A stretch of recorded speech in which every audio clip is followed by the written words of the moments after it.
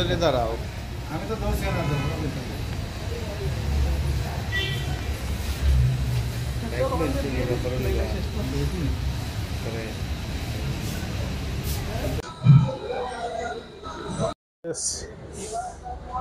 এবং এসডিও সাহেব এখানে একটা স্কুটি ডিটেইন করেছিল, যেটার নাম্বার হলো TR05B8223।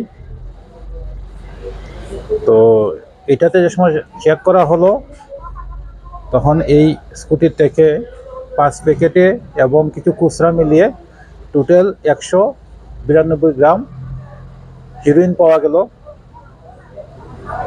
এবং অটোর ড্রাইভার যে ছিল বাহার উদ্দিন বাড়ি, স্কুটির ড্রাইভার বাহার উদ্দিন 35 বাড়ি শনিচড়া,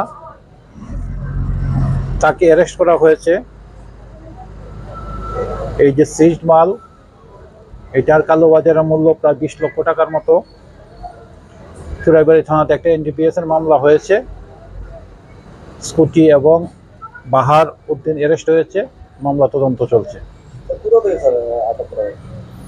এটা তো এখানে আসাম থেকে ত্রিপুরাতে আসার সময় ধরা হয়েছে, বাকিটা আমরা দেখি ইনভেস্টিগেশনে বেরোবে।